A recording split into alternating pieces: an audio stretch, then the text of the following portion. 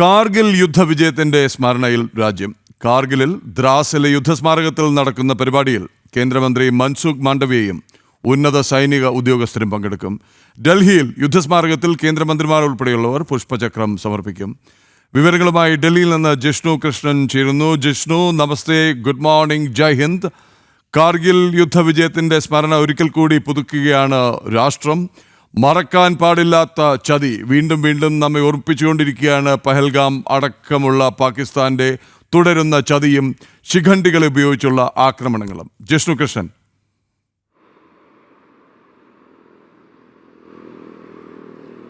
പ്രദീപുള്ള, നമസ്തേ, good morning. തീർച്ചയായും ചൂണ്ടിക്കാട്ടിയതുപോലെ ഭാരതം പാകിസ്ഥാനുമേൽ നേടിയിട്ടുള്ള ഐതിഹാസിക വിജയത്തിൻ്റെ ഓർമ്മ പുതുക്കുന്ന ദിനമാണ് കാർഗിൽ വിജയ് ദിവസ്. അത്തരത്തിലൊരു വിജയം നേടിയിട്ട് 26 വർഷം തികയുന്നു. വിജയാഘോഷ പരിപാടികൾ കാർഗിലിൽ ദ്രാസിൽ യുദ്ധസ്മാരകത്തിൽ ഇന്നലെ മുതൽ ആരംഭിച്ചിരുന്നു. ഇന്നലെയും കാർഗിലിലെ വീരമൃത്യു വരിച്ചിട്ടുള്ള ജവാന്മാരുടെ കുടുംബാംഗങ്ങളെ ആദരിച്ചു. കൂടാതെ രാജ്യത്തിൻ്റെ വിവിധ ഭാഗങ്ങളിൽ നിന്നുള്ള കലാകാരന്മാർ അണിനിരക്കുന്ന വൈവിധ്യങ്ങളായിട്ടുള്ള കലാപരിപാടികൾ, സാംസ്കാരിക പരിപാടികൾ, ഡ്രോൺ ഷോ, സൈന്യത്തിൻ്റെ വീര്യവും ഒപ്പം അന്ന് ആ ഒരു യുദ്ധത്തിൽ നടത്തിയിട്ടുള്ള പോരാട്ടം വിശദമാക്കുന്ന വിവിധ തരത്തിലുള്ള പരിപാടികളാണ് ദ്രാസിലെ യുദ്ധസ്മാരകത്തിൽ നടക്കുന്നത്. ഞാനിപ്പോഴുള്ളത് ഡൽഹിയിൽ ഇന്ത്യ ഗേറ്റിന് സമീപമുള്ള യുദ്ധസ്മാരകത്തിലാണ്. ഇവിടെ കേന്ദ്ര പ്രതിരോധ മന്ത്രി രാജ്നാഥ് സിംഗ് പുഷ്പചക്രം സമർപ്പിച്ചുകൊണ്ട് വീരന്മാർക്കുള്ള ആദരം അറിയിക്കും. ആ യുദ്ധത്തിൽ 1999 2.5 മാസക്കാലം നീണ്ടുവന്ന യുദ്ധത്തിൽ ഭാരതാംബയ്ക്ക് വേണ്ടി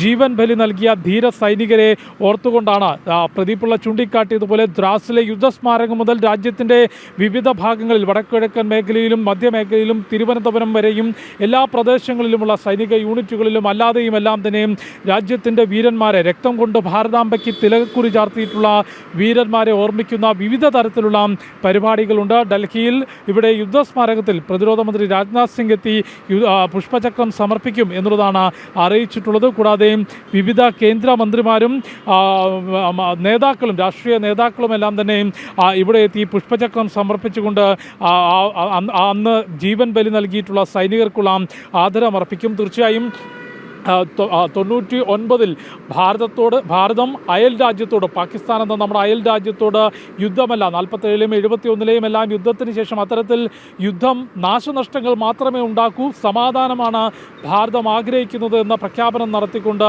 പാകിസ്ഥാനുമായി ചർച്ച നടത്തി. ലാഹോറിലേക്ക് അന്നത്തെ പ്രധാനമന്ത്രി അടൽ ബിഹാരി വാജ്പേയി നടത്തിയിട്ടുള്ള ബസ് യാത്ര. എന്നാൽ അത്തരത്തിലുള്ള സമാധാന ചർച്ചകൾ നടത്തുമ്പോൾ ഭാരതത്തിൻ്റെ മണ്ണിലേക്ക് സൈനികരെ അയച്ചുകൊണ്ട് ഉയർന്ന മേഖലകൾ പിടിച്ചെടുത്ത് ലഡാക്ക് മേഖല ഭാരതത്തിൽ നിന്ന് വേർതിരിച്ചെടുക്കാനുള്ള ചതിയുടെ തന്ത്രമായിരുന്നു അന്ന് പാകിസ്ഥാൻ പയറ്റിയിട്ടുള്ളത്. ശ്രീനഗറിൽ നിന്ന് ലഡാക്കിലേക്ക് പോകുന്ന ദേശീയപാത പിടിച്ചെടുത്തുകൊണ്ട് അന്ന് നമുക്കറിയാം ആ ഒരു ദേശീയപാതയാണ് ആ ലഡാക്ക് മേഖലയിലേക്കുള്ള, അത് സൈനിക നീക്കത്തിനാണെങ്കിലും അല്ലാതെയും എല്ലാം തന്നെ ഉപയോഗിക്കുന്ന ദേശീയപാതയാണ്. ആ പാതയിൽ യാതൊരു തരത്തിലും സൈനിക നീക്കം നടത്താൻ സാധിക്കാത്ത തരത്തിൽ ഉയർന്ന മേഖലകൾ പാകിസ്ഥാൻ സൈനികർ ഉയർന്ന മേഖല പിടിച്ചെടുക്കുകയും ലഡാക്ക് മേഖല വേർതിരിക്കാനുള്ള വലിയ ശ്രമം നടന്നെങ്കിൽ അന്ന് കണ്ടത് ഭാരതത്തിൻ്റെ സൈന്യത്തിൻ്റെ വീര്യവും അന്നത്തെ ഭരണാധികാരികളുടെ കരുത്തുറ്റ നിലപാടുകളുമായിരുന്നു. ഉയർന്ന സൈനിക പോസ്റ്റുകളിൽ നിന്ന് പാക് സൈന്യത്തെ തുരത്തുന്നതിന് 527 ധീരന്മാരാണ് ഭാരതാംബയ്ക്ക് വേണ്ടി രക്തം നൽകിയിട്ടുള്ളത്.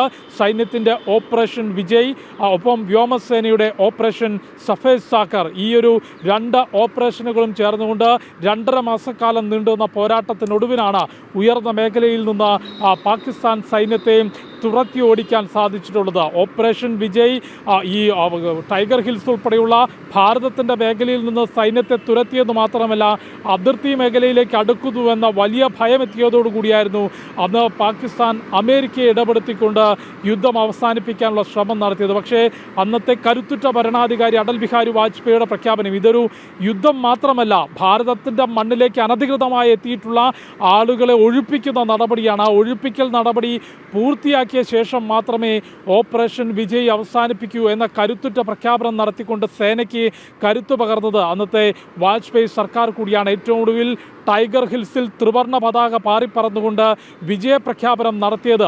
1999 ജൂലൈ 26 അന്ന് ആ പ്രഖ്യാപനം നടത്തിയിട്ട് ഇന്നത്തേക്ക് 26 വയസ്സ് തികയുമ്പോൾ ഒരിക്കലും മറക്കാത്ത ജ്വലിക്കുന്ന ഓർമ്മകളായി അന്ന് ജീവൻ ബലി നൽകിയിട്ടുള്ള വീരന്മാർ വിക്രം ബത്രയും കൂടാതെ കോഴിക്കോട് സ്വദേശി ക്യാപ്റ്റൻ വിക്രമും രാജ്യത്തിൻ്റെ വിവിധ പ്രദേശങ്ങളിൽ നിന്ന് എത്തിയിട്ടുള്ള അല്ലെങ്കിൽ വിവിധ മേഖലകളിലുള്ള സൈനികരാണെന്ന് രാജ്യത്തിന് വേണ്ടി ഉയർന്ന മേഖലയിലേക്ക് ഈ പാകിസ്ഥാൻ സൈനികരെ തുരത്തി ഓടിക്കുന്നതിനായി ആ ഉയർന്ന മേഖലകൾ കീഴടക്കുമ്പോൾ നിരവധി സൈനികരുടെ ജീവൻ നഷ്ടപ്പെട്ടു. പക്ഷേ അതിനു മുൻപിൽ പതറാതെ അതിശക്തമായിട്ടുള്ള പോരാട്ടമാണ് കര, വ്യോമ, നാവികസേനകൾ ചേർന്നുകൊണ്ട് അന്ന് നടത്തിയിട്ടുള്ളത്. ഓപ്പറേഷൻ വിജയ് പൂർണ്ണതയിലെത്തിക്കൊണ്ട് വിജയപ്രഖ്യാപനം നടത്തിയിട്ടുള്ള കാർഗിൽ വിജയ് ദിവസിന് ഇന്ന് 26 വയസ്സ് തികയുന്നു.